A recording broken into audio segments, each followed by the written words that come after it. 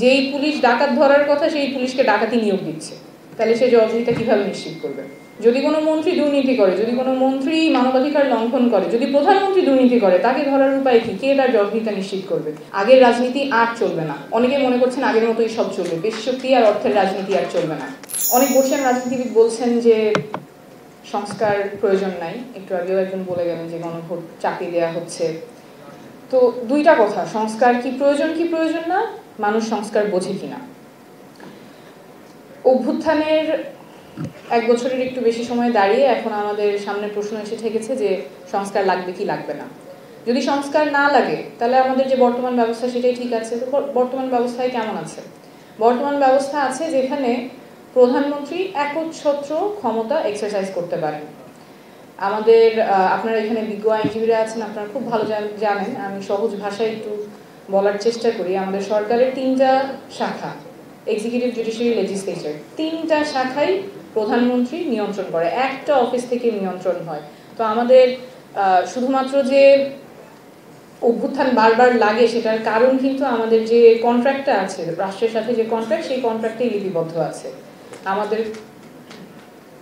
3টা শাখার মধ্যে লেজিসলেচার অর্থাৎ আইনসভা, যেখানে জনগণ ভোট দিয়ে তাদের জনপ্রতিনিধি পাঠায় সংসদে।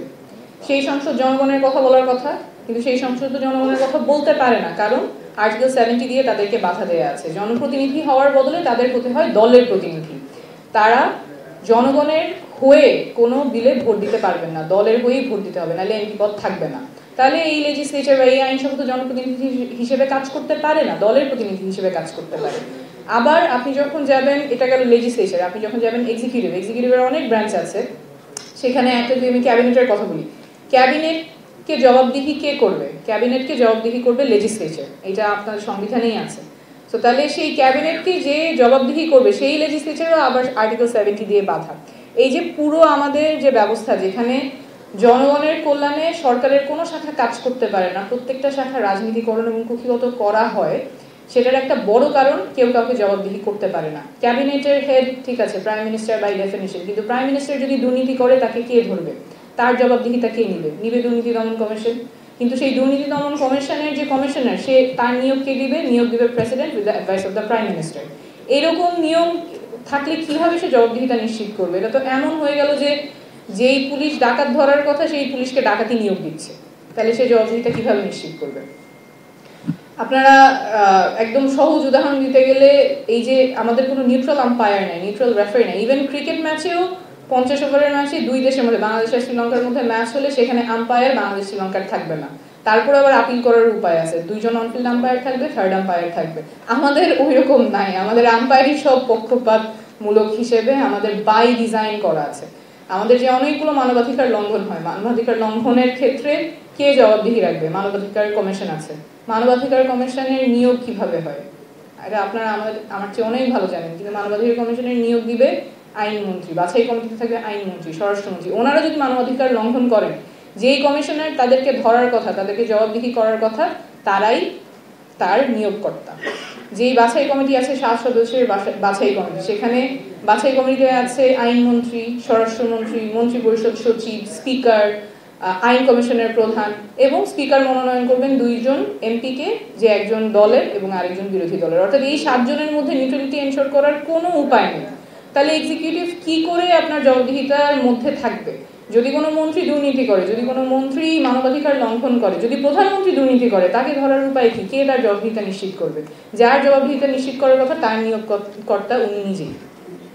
জুডিশিয়ারি ক্ষেত্রেও চিফ জাস্টিস নিয়োগ দিবেন প্রেসিডেন্টকে নিয়োগ দিবে আবার এমপিস এর আবার হাত পা বাঁধা। তাহলে প্রত্যেকটা রাষ্ট্রের প্রত্যেকটা শাখায় এক জায়গায় তাদের পাওয়ার কনসেন্ট্রেটেড। তাদের আর উপায় নাই যে প্রাইম মিনিস্টারকে অ্যাকাউন্টেবল করবে, প্রাইম মিনিস্টারকে জবাবদিহি রাখবে। প্রাইম মিনিস্টারের উপর প্রেসিডেন্ট আছেন, কিন্তু প্রেসিডেন্টও 2টা কাজ ছাড়া বাকি সবকিছু প্রাইম মিনিস্টারের উপদেশেই করতে হবে। তাহলে যদি আমাদের দেশের প্রাইম মিনিস্টার যদি দুর্নীতি করেন, যদি মানবাধিকার লঙ্ঘন করেন, যদি জনগণের পক্ষে কাজ না করেন, তাহলে তাকে সরানোর উপায় কি? সরানোর একমাত্র উপায় নির্বাচন, এবং সেই নির্বাচনগুলিও রিগড হয়। তত্ত্বাবধায়ক সরকারের যে পদ্ধতি সেটাও বারবার রিগড হয়। তাহলে আমরা তো এমন একটা সিস্টেমে আটকাই গেছি যে আমাদের যদি প্রাইম মিনিস্টার একজন দুর্নীতিবাজ হয়, একজন মানবাধিকার লঙ্ঘনকারী হয়, তাহলে তাকে সরানোর আর উপায় নাই। তখন মানুষকে রাস্তায় নামতে হবে, মানুষকে তখন তাদের যান জীবনের মায়া উপেক্ষা করে রাস্তায় নেমে তাকে উৎখাত করতে হবে, যেটা গত বছর জুলাই আগস্টে করতে হয়েছে। বাস্তবায়ন এই সংস্কার এগুলো কোথায় জনগণ বোঝে না। জনগণ বোঝে কোথায় তাকে প্রতারিত করা হচ্ছে। আমরা প্রায় 64 জেলাতেই গিয়েছি, সেখানে যখন একজন মা বলে আমি আমার ছেলের খুনের বিচার চাই, উনি তো জুডিশিয়ারি নিউট্রালিটির কথাই বলছেন। যখন একটা বাবা বলে আমি তো ছেলেকে শিক্ষিত করছি, আমার কেন ঘুষ দিতে হবে, উনি তো দুর্নীতি দমন কমিশনের সংস্কারের কথাই বলছেন। তো বারবার এটা বলা যে জনগণ সংস্কার বোঝে না, আমাদের এগুলো প্রয়োজন নাই, এটা ভুল কথা। জনগণ বোঝে এবং জনগণ অনেক সচেতন। বারবার করে যে বলা হয় যে আমাদের আগের ব্যবস্থাই হবে, সংসদে গিয়েই পরিবর্তন হবে, আমার মনে হয় যারা এই সংস্কার প্রক্রিয়ায় বাধা দিচ্ছেন এটা জনগণ মনে রাখবে। এবং যারা বাধা দিচ্ছেন তারা আগের ব্যবস্থাটাই যে টিকিয়ে রাখতে চাচ্ছে, তখন আমাদের দেখতে হবে ওই ব্যবস্থার বেনিফিশিয়ারি কারা। আগের যে ব্যবস্থা যেখানে ক্ষমতাটা কুক্ষিগত করা যায়, জনগণের থেকে অধিকার কেড়ে নেওয়া যায়, সেটা বেনিফিশিয়ারি কারা? রাজনীতিবিদরা, আমলারা এবং ক্ষমতার কাছাকাছি যারা থাকেন, বিজনেসম্যান, মিডিয়া, যারা ক্ষমতার কাছাকাছি থাকেন, যারা এই সিস্টেমের বেনিফিশিয়ারি হন, তারাই এই ব্যবস্থাটাকে টিকিয়ে রাখার চেষ্টা করবেন। এবং এই ব্যবস্থাকে টিকিয়ে রাখার চেষ্টাটা জনগণ অবশ্যই মনে রাখবে এবং তাদেরকে জনগণ কাঠগড়ায় দাঁড়াবে। জবাবদিহিহীনতার রাজনীতি যেটা, সেটা এখন শেষ। মানুষ জবাবদিহিতা চায় এবং জনগণ জবাবদিহিতা নিয়েই ছাড়বে। আগের রাজনীতি আর চলবে না। অনেকে মনে করছেন আগের মতোই সব চলবে, পেশি শক্তি আর অর্থের রাজনীতি আর চলবে না। নতুন রাজনীতি হবে জবাবদিহিতার রাজনীতি, নতুন রাজনীতি হবে জনগণের সেবার রাজনীতি, যেখানে আসলেই ক্ষমতার জন্য নয়, জনপ্রতিনিধি হওয়ার জন্য রাজনীতিতে মানুষ আসবে।